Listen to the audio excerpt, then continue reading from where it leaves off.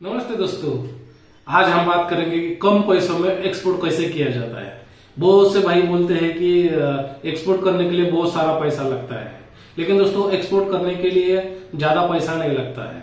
तो ऐसे कौन से प्रोडक्ट है कि जो कम पैसों में आप एक्सपोर्ट करके अच्छा मुनाफा कमा सकते हो, तो वो प्रोडक्ट के बारे में बताऊंगा और वो कौन से कंट्री को ज्यादा उनको डिमांड है वो भी बताऊंगा। पहला है जो हैंडीक्राफ्ट प्रोडक्ट, जो हाथ से बने हुए रहते हैं, इसको दूसरे देशों में बहुत सारी डिमांड है।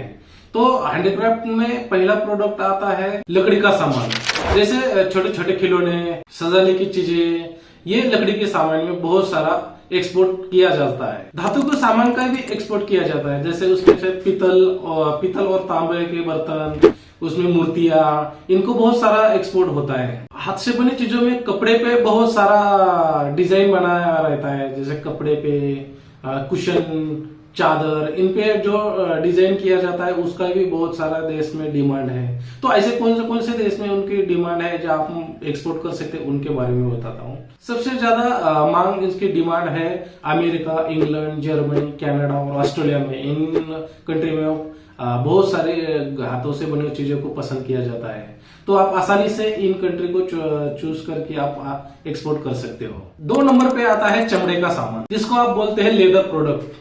तो लेदर प्रोडक्ट में अपना जो भारत में सबसे ज्यादा लेदर का प्रोडक्ट का इसलिए डिमांड है क्योंकि भारत का क्वालिटी के इसमें हर कंट्री में पसंद किया जाता है। इंडिया का जो ही लेदर बनता है, जो चमड़ा है, वो हर कंट्री में पसंद किया जाता है। तो जो उससे प्रोडक्ट बनते हैं चमड़े से, तो जैसे बेल, जॉकेट, पर्स, वॉलेट, तो ये चमड़े से जो बने जो गुड्स है, तो ये इन दूसरी कंट्री में बहुत सारा पसंद किया जाता है। ऐसे कौन से प्रोडक्ट है जो आप एक्सपोर्ट कर सकते हैं, मैं उसके बारे में बताता हूँ। पर्स है, बेल्ट है, जॉकेट है, बूट है, लेदर बैग है। ऐसे जो चमड़े से बनी हुई चीजें हैं तो उसमें बहुत डिमांड है। अब लेदर का सामान एक्सपोर्ट कहाँ किया जाता है, तो सबसे ज्यादा पसंद करने वाली कंट्री है अमेरिका, इंग्लैंड, जर्मनी और इटली। इनमें लेदर के सामान को बहुत सारा पसंद किया जाता है, तो आप इन कंट्री को सेलेक्ट करके आप एक्सपोर्ट कर सकते हो। ये लेदर के सामान बहुत परचेस करते हैं। तीसरा है नकली गहने। नकली गहने तो आज दिन दिन उनका मार्केट बढ़ता ही जा रहा है। आज फैशन का जमाना है, तो नकली गहने का बहुत सारा पसंद किया जा रहा है। तो ऐसे क्या क्या बेच सकते, गले का हार, झुमके, कंगन, ये और नए डिजाइनर जो डिजाइन बनते हैं गले में पहनने के लिए, तो इनको बहुत सारा पसंद किया जाता है। तो इनको कहाँ एक्सपोर्ट कर सकते हैं? सबसे ज्यादा डिमांड इन प्रोडक्ट की अमेरिका, इंग्लैंड, दुबई, कनाडा और ऑस्ट्रेलिया, इनमें सबसे ज्यादा डिमांड है। ये यहाँ पे जो लोग रहते हैं ये फैशन के ज्यादा अट्रैक्ट रहते हैं, तो इनमें आप आसानी से एक्सपोर्ट कर सकते हो। यहाँ पे बहुत डिमांड है इन नकली गहनों की, क्योंकि यहाँ पे जो लोग रहते हैं आधे से ज्यादा इंडियन ही भी है, तो इंडियन लोग भी ज्यादा पसंद करते हैं। चौथा है घर सजाने का सामान। आजकल आप देखते होंगे कि घर में जो डेकोरेट किया रहता है, तो घर पे लोग बहुत सारा खर्चा करते हैं कि डेकोरेट करने के लिए।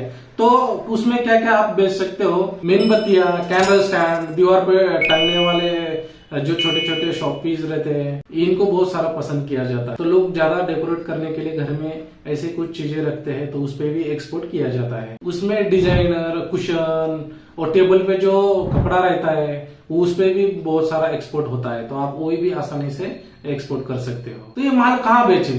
तो सबसे ज्यादा पसंद करने वाले कंट्री है अमेरिका, यूरोप, ऑस्ट्रेलिया, कनाडा और जर्मनी और फ्रांस। इन देशों में बहुत सारा पसंद किया जाता है। ये प्रोडक्ट को डेकोरेट करने के लिए घर में बहुत सारा खर्च किया जाता है, तो ये आप आसानी से एक्सपोर्ट कर सकते हो। अगला है खाने पीने का सामान। मतलब खाने पीने का सामान आप क्या एक्सपोर्ट कर सकते हो? उसमें है सूखा नाश्ता। सूखे नाश्ता में क्या एक्सपोर्ट कर सकते हो आप? खाकरा, थेपला, नमकीन, चिप्स और मठारी, ये आप इनकी बहुत सारी डिमांड है। बिस्कुट में हाथ से बनी चीजों की बहुत सारी डिमांड है, तो आप बिस्कुट भी हाथ से बने रहते हैं, तो उसमें भी एक्सपोर्ट किया जाता है। तो जो भारतीय लोग जो विदेश में रहते हैं उनको बहुत हाथ से बनी चीजों को पसंद किया जाता है। अब इसे कहाँ बेच सकते हैं? इनको आप जहाँ पे ज्यादा इंडियन लोग रहते हैं वहां पे एक्सपोर्ट कर सकते हैं। जो जहाँ पे अमेरिका, ऑस्ट्रेलिया, इंग्लैंड, जर्मनी और दुबई, इसमें ज्यादा लोग इंडियन रहते थे, इसमें इस कंट्री में आप एक्सपोर्ट कर सकते हो। अगला है हाथ से बने साबुन और आयुर्वेदिक सामान। आजकल लोग केमिकल चीजें छोड़कर हर्बल और आयुर्वेदिक प्रोडक्ट को लोग पसंद कर रहे हैं। इसमें क्या क्या बेच सकते हैं? नील, तुलसी, एलोरा, चंदन वाले हर्बल साबुन, बालों का तेल, वॉश, हर्बल क्रीम। ये प्रोडक्ट कहाँ बेचे? तो इनकी सबसे ज्यादा पसंद अमेरिका, फ्रांस, जापान, ऑस्ट्रेलिया और स्पेन, इन देशों में पसंद है, क्योंकि यहाँ पे लोग नेचुरल और ऑर्गेनिक प्रोडक्ट को बहुत पसंद करते हैं। अगला है छोटी मशीनें। इंडिया की जो छोटी छोटी मशीनें रहती है, जो बनती है, वो बहुत काम की रहती है, तो इनको दूसरे देशों में बहुत सारी डिमांड है। तो इसमें क्या क्या बेच सकते हैं? मसाला पीसने वाली छोटी चक्की, जूस निकलने वाली मशीन, सिलाई मशीन, प्रिंटिंग मशीन, इनको बहुत सारा पसंद किया जाता है। ये माल कहाँ बेचे? इसको सबसे ज्यादा जरूरत है अफ्रीका के देशों में, जैसे नाइजीरिया, केनिया, बांग्लादेश और नेपाल में। इन देशों में छोटे छोटे उद्योग लग रहे हैं, तो इन देशों को बहुत जरूरत है कि छोटे छोटे मशीन वहां पे काम में आते हैं। दोस्तों, माल बेचने से पहले आपको इतना तो जानकारी चाहिए कि कौन सी कंट्री में उसका डिमांड है। तो पहले माल बेचने से पहले वो रिसर्च करे कि कौन सी कंट्री को सबसे ज्यादा गुड्स लगता है। आपका सवाल होगा कि माल कहाँ से खरीदे? अच्छी क्वालिटी का माल सही रेट पर मिलना चाहिए, इसलिए आपको कारागिरिया बनाने वाला ढूंढना चाहिए जो आसानी से आपको अच्छा क्वालिटी का प्रोडक्ट बना के देगा। ग्राहक कैसे ढूंढे? तो ग्राहक ढूंढने के लिए आपके पास अलीबाबा पोर्टल है, इंडिया मार्ट जैसे पोर्टल है, वहां पे आपका माल डाल सकते हो। आपके जो भी गुड्स है तो उसमें उसके फोटो, वीडियो वगैरह अपलोड कर सकते हो। फेसबुक, इंस्टाग्राम, इसका भी इस्तेमाल कर सकते हो। आपके मन में सवाल होगा कि इनको डॉक्यूमेंट्स वगैरह क्या क्या लगते हैं। मैंने इसके पहले भी वीडियो में बताया है कि इसमें ज्यादा डॉक्यूमेंट नहीं लगते एक्सपोर्ट करने के लिए, तो आप मेरा पहला वीडियो भी देख सकते हो कि इंपोर्ट और एक्सपोर्ट करने के लिए क्या क्या डॉक्यूमेंट लगते हैं। तो इसमें एक आईसी की जरूरत रहती है। आपके मन में सवाल होगा कि अभी ये माल कैसे भेजे? तो आप स्टार्टिंग में मैं तो हर टाइम पे ये बताता रहता हूँ कि कंटेनर भेजने की जरूरत नहीं है। स्टार्टिंग में आप DHL कुरियर से एक छोटा सैंपल जैसे तौर पर भेज सकते हो।